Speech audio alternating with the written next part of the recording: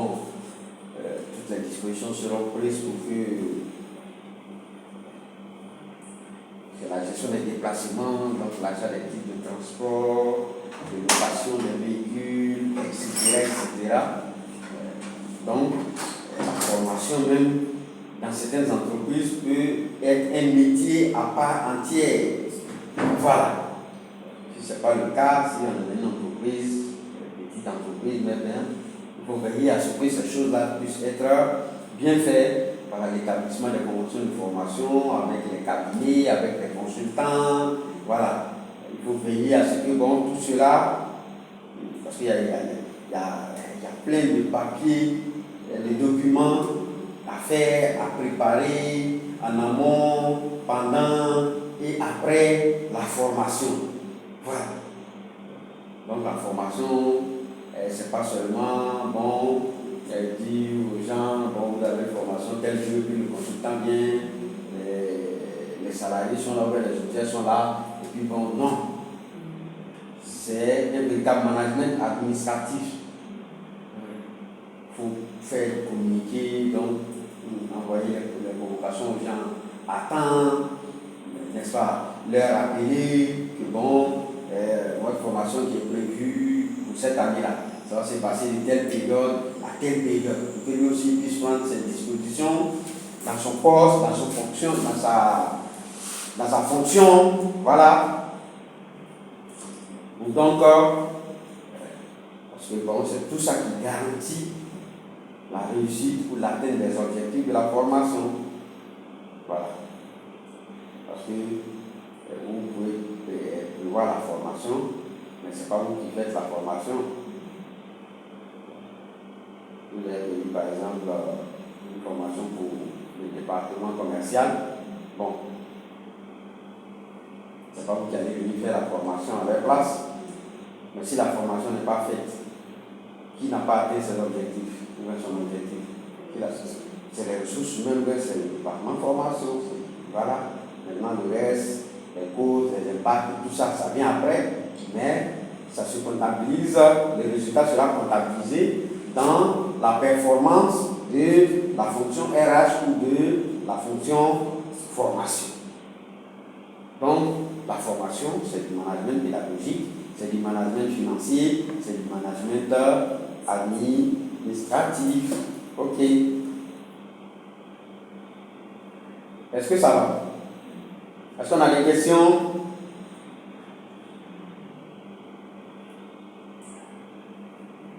On peut vivre avec ça.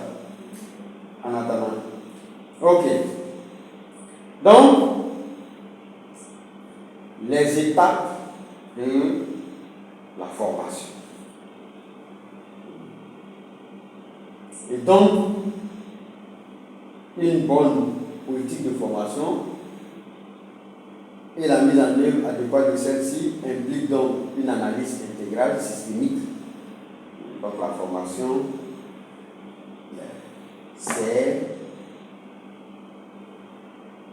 fait partie du système de production de productivité de l'entreprise. Et donc, la formation doit pouvoir répondre à un ou à des problèmes que rencontre l'entreprise. Voilà. On ne fait pas la formation par mimétisme, ou bien pour imiter les gens, ou bien par effet de mode. Non. On fait la formation parce qu'on pense que la formation peut être un levier de régulation des problèmes de l'entreprise. Donc, une bonne politique de formation, il faut d'abord que on se dise que les formations, les actions de formation qu'on va mener sont des réponses ou des solutions à des problèmes que rencontre l'entreprise. Voilà. Et donc, comme on l'a dit, cela va nous amener à prendre une décision adéquate et opportune d'investir en formation. Parce que, comme on l'a dit, c'est un investissement, il ne faudrait pas qu'on regrette après. Voilà. Donc, il faut que, puisqu'on va y dépenser, personne n'aime dépenser pour perdre. tout le monde veut dépenser pour gagner. Donc, cela suppose que, bon, aussi des objectifs soient clairement définis et il faut évaluer ces objectifs-là pour voir quelle est l'efficacité, l'efficience et la pertinence des actions de formation. Donc, la formation au pays a des objectifs d'efficacité, d'efficience et de pertinence. Ok? Donc, c'est quoi l'efficacité? Qu'est-ce qu'on dit que en gestion ou en management? C'est pouvoir atteindre ses objectifs, c'est pouvoir atteindre sa cible en étant fort. En étant fort, oui.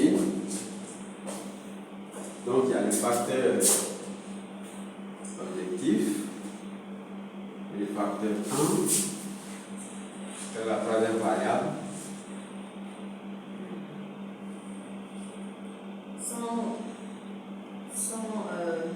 Sans faire trop de tête. Voilà. Donc, il y a le facteur moyen. Donc, on dit quoi? Efficacité.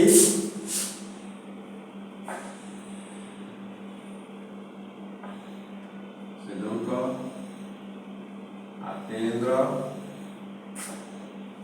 les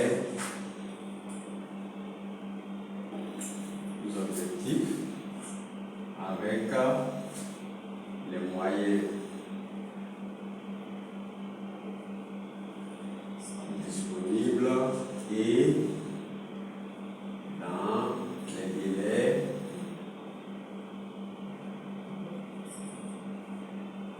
dans les délais fixés. Voilà. Donc,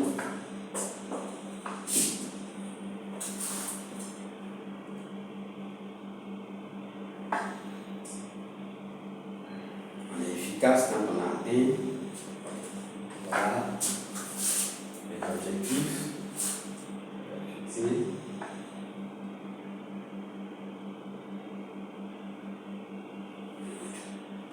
Les objectifs définis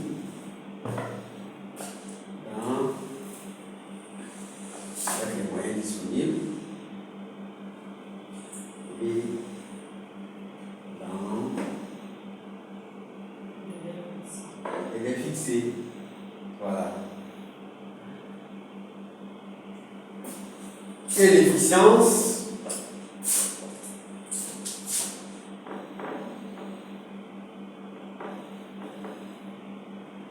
quand est-ce qu'on dit qu'on est efficient? Toujours en tenant compte des indicateurs, le moyen de temps et de technicité.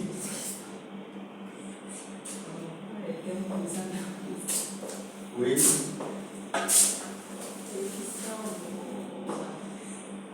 Lorsqu'on dit qu'on a été efficient. Toujours. Donc l'efficience, c'est quoi? Ça va un peu au-delà de l'efficacité. L'efficience va au-delà de. Ça va un peu, ça va au-delà de l'efficacité. Quand on dit efficience, ça veut dire qu'on est plus qu'efficace. Donc, l'efficience, c'est atteindre les objectifs fixés avec peu de moyens. Voilà. Et avant les délais. Voilà.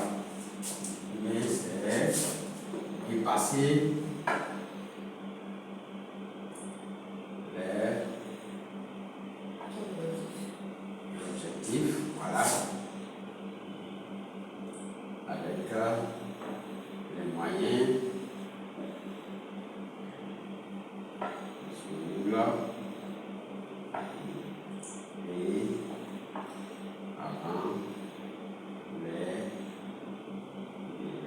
fixé. Voilà. Donc, l'efficience va compter là. Par l'efficacité.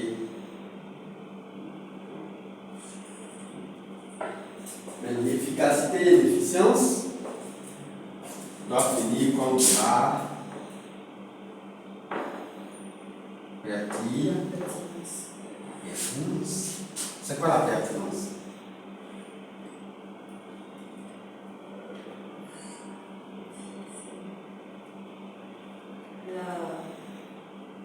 La justesse de formation. Oui, voilà. C'est la justesse, c'est la nécessité, voilà, c'est l'utilité. Voilà. Parce qu'on peut fixer des actions, on peut déterminer des actions de formation, on déterminer les moyens pédagogiques, humains, tout ça pour les réaliser, la période et tout ça, et le faire, mais la question c'est est-ce que c'est nécessaire, est-ce que ces formations-là sont nécessaires, sont utiles à l'entreprise. Voilà. Et donc, pour cela, en raison de ces critères d'efficacité, d'efficience et de pertinence, la formation doit se faire en suivant certains processus, en suivant des étapes. Voilà. Pour pouvoir donc atteindre les objectifs qui doivent pouvoir apporter de la valeur ajoutée à l'entreprise. Ok? Et donc, selon la norme, parce que qui dit processus dit qualité, le management de la qualité, on parler du management de la formation, qui va se faire en faisant référence au management de la qualité. Donc, la qualité, il y a des normes qui sont dédiées, on va dire pratiquement, à toutes les actions ou à toutes les activités de gestion. Donc, il y a la norme ISO, voilà, 10015 2000, qui dit que pour que la formation puisse être, on va dire, qualifiée, le processus de formation puisse être qualifié d'un bon processus, il faut qu'elle se déroule en 4 étapes. Donc, qui sont la définition des besoins en formation, donc identifier les besoins de formation, les analyser, concevoir et planifier les formations, donc concevoir les actions de formation et réaliser le plan de formation. Ensuite, donc, pourvoir à la formation, donc l'organisation pratique, l'organisation logistique et pédagogique de la formation. Et puis, bon, la dernière étape, c'est l'évaluation des résultats des différentes actions de formation qui ont été exécutées ou mises en œuvre. Voilà. Et donc, on nous dit que les étapes de la formation se situent à 4 niveaux. Donc, la définition des besoins, la conception et la planification, l'exécution de la formation, et puis enfin l'évaluation des activités de formation.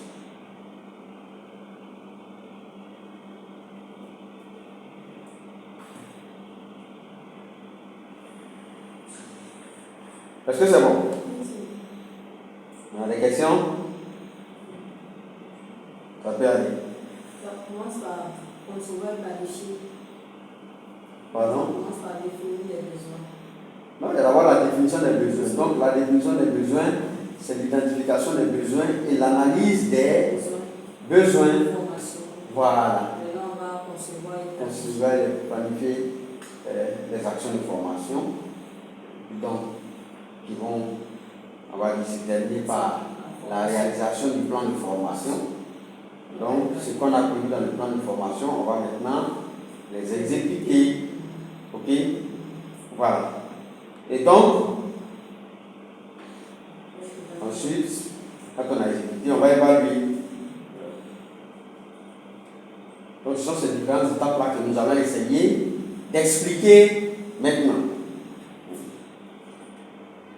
Donc, première étape, l'identification des besoins de formation. Et donc, on nous dit que cela consiste à rechercher toutes les situations ou tous les problèmes, donc accompagnement de nouveaux projets, une efficacité, donc dysfonctionnement dans les procédures, dans les processus, la non-atteinte des objectifs, pour lesquels la formation peut être une réponse partielle ou totale. Voilà. Parce qu'il ne faut pas aussi penser que la formation peut résoudre tous les problèmes. Donc le problème, ce n'est pas un problème de formation, mais c'est un problème de motivation. Les gens peut-être ont déjà les qualifications, ils ont déjà les connaissances, l'expérience pour le faire, mais ils ne le font pas parce que bon, ils ne sont tout juste pas motivés. Voilà. Ou bien même, bon, peut-être c'est juste parce que bon, le matériel qui est là ne répond pas aux objectifs ou bien aux résultats qu'on attend d'eux. Voilà. Donc, peut-être que c'est un problème de conditions de travail et non de qualification. Voilà. Donc, il faut déjà voir, bon, quels sont tous les problèmes de l'entreprise et quels sont parmi ceux-là ceux qui peuvent être résolus en totalité ou en partie par la formation. Et donc, qu'elle soit partielle ou totale, cette réponse requiert l'intervention de plusieurs personnes et ou services dont les principaux sont le service formation, voilà, l'identification des besoins, qui se fait par le service.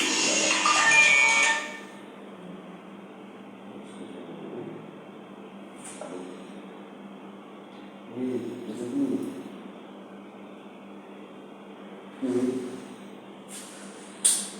vas-y là.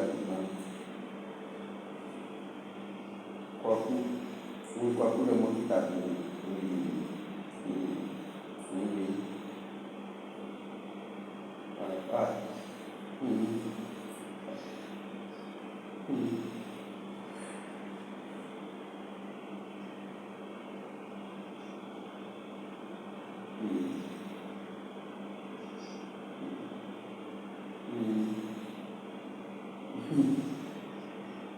Donc, je suis au cours là, je te rappelle s'il te plaît.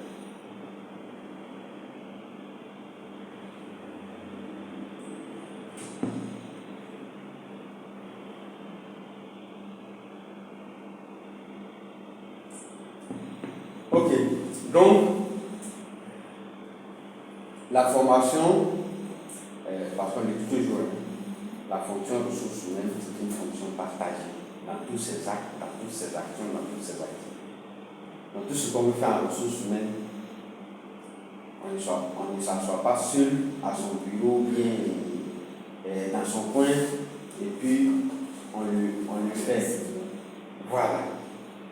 Donc, l'identification des besoins de formation va faire appel à la participation de plusieurs acteurs, plusieurs parties prenantes de l'entreprise. Voilà. Donc, l'identification des besoins de formation, il faut qu'il y ait la participation donc des services de formation, des travailleurs eux-mêmes, voilà, et des responsables hiérarchiques. Voilà, il ne faut pas dire à quelqu'un qu'on fait une formation sans que son supérieur hiérarchique ne soit visible. Voilà. Donc, même la général, parce que bon, peut-être c'est qui a déterminé, vous donner le décaissement, vous donner le bouquet, pour qu'on puisse financer. Donc, l'identification des besoins de transformation requiert la participation, voilà, de plusieurs personnes. Parce qu'on le dit, la fonction ressources humaines, c'est une fonction qui est partagée, donc dans toutes ses composantes. Et les besoins en formation découlent de la politique générale et de la politique de gestion des ressources humaines. De la politique générale de l'entreprise, voilà, parce que la formation doit se faire en tenant compte de la politique générale de l'entreprise.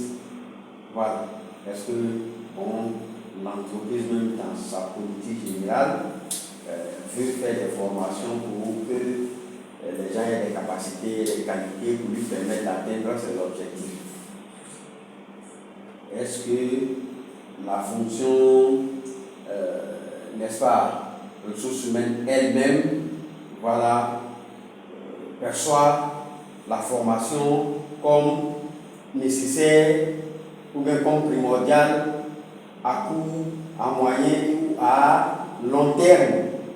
Voilà.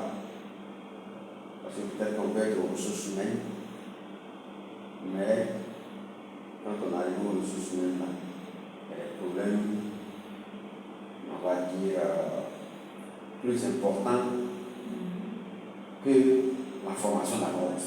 Voilà. Dans la fonction ressources humaines, je me rends compte que, bon, au terme, sur le plan administratif même, il n'y a rien d'abord. Il n'y a pas de contrat de travail, il n'y a pas de dossier des travailleurs, il n'y a pas de. Voilà. Mais ça, c'est primordial. Il faut que je gère ça d'abord avant de dire qu'on je penser à une politique de formation. Aussi, pour que je me rende compte que les gens ont des qualifications ou non. Il faut qu'ils aient des dossiers, c'est dans les dossiers, ils doivent fouiller pour voir qui a telle qualification, par rapport à sa formation de base, par rapport à son expérience professionnelle, etc., etc. Donc si je n'ai pas tout ça, bon. Donc, la formation dépend aussi et la politique générale de l'entreprise et la politique de gestion des ressources humaines. Et donc, pour cela, il faut que, pour mettre en place, pour identifier les besoins de formation, j'ai besoin de certains éléments. L'évaluation annuelle des performances. Est-ce qu'il y a des évaluations qui sont faites? Il y a les projets d'investissement et de développement de l'entreprise. Par exemple, quel est le plan stratégique de l'entreprise dans les 3, dans les 5, dans les 10 années à venir? Voilà. Nous, on vient de faire une étude dans une entreprise. On vient de faire une étude dans une entreprise qui est une entreprise d'État qui a été créée par l'État, qui est dans le secteur des assurances, donc qui est subventionné par l'État. Mais l'État dit, en tout cas dans 5 ans, dans le plan stratégique, dans 5 ans, l'État doit se retirer. C'est-à-dire que ça ne va pas fonctionner de manière autonome comme les entreprises privées.